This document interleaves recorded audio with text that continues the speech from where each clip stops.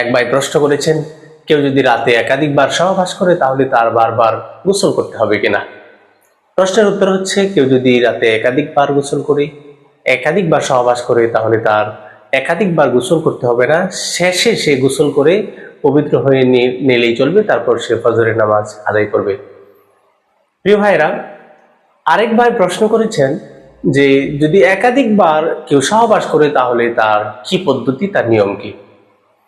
একাধিকবার অথবা একবারও যদি কেউ সহবাস করে তারপর যদি উনি ঘুমাতে চান, তাহলে রাসূল সাল্লাল্লাহু আলাইহি সাল্লামের একটা সুন্নাত আমল রয়েছে, সেটা আমাদের সকলের পালন করা উচিত। আসলে আমরা জানি সে সুন্নাহ আমলটা কি। সহবাস করার পর তারপরে লজ্জাস্থানকে ধুয়ে ফেলতে হবে, আল্লাহ রাসূল সাল্লাল্লাহু আলাইহি সাল্লাম বলেছেন। তারপরে ঘুমানোর আগে তারপরে উযু করে তারপর ঘুমাতে হবে। রাসূল সাল্লাল্লাহু আলাইহি সাল্লাম এই সুন্নাতটাকে আমরা যদি ব্যক্তিগত জীবনে আমল করি, আমরা অনেক রোগ থেকে বাঁচতে পারবো। বিভিন্ন ধরনের স্কিন যে ডিজিজ রয়েছে এগুলো থেকে আমরা বাঁচতে পারবো, এবং যে আমাদের যাদের হাই প্রেশার রয়েছে, হাই প্রেশারের জন্য ঘুমানোর আগে উযু করা অত্যন্ত ভালো।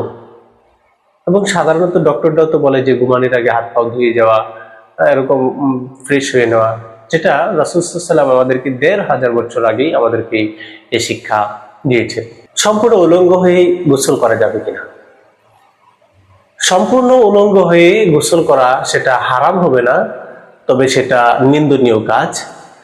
একেবারে নির্জন স্থান যেখানে কেউ দেখার কোনো সম্ভাবনা নেই, গোসলখানা অথবা এরকম নির্জন জায়গা, সেখানে কেউ যদি উলঙ্গ হলেও তার গুনাহ হবে না, তবে সেটা অপছন্দনীয় কাজ।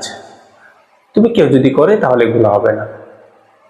আরেকজন ভাই প্রশ্ন করেছেন যে স্বামী স্ত্রী একসাথে গোসল করা যাবে কিনা। হ্যাঁ, স্বামী স্ত্রী একসাথে গোসল করা যাবে, সেটা কোনো সমস্যা হবে না। আরেক ভাই প্রশ্ন করেছেন যে স্ত্রীর ভরণ পোষণ যেটা, সেটা কি শুধু খাবার খাওয়ানো কিনা, না মাঝে মাঝে হাত খরচ দেওয়া। আসলে একজন নারী আমাদের আনুগত্য আল্লাহ সুবহানাহু ওয়া তাআলা করে দিয়েছেন, তার ভরণ পোষণের আমাদের দায়িত্ব দিয়ে দিয়েছেন।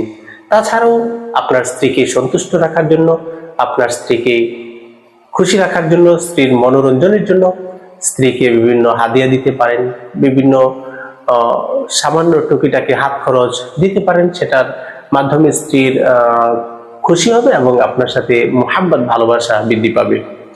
যার পরিবারের মধ্যে স্ত্রীর সাথে মুহাব্বত নেই, স্ত্রীর সাথে মিল মুহাব্বত নেই, সে বহুত অশান্তিতে আসে। এজন্য আপনার স্ত্রীর সাথে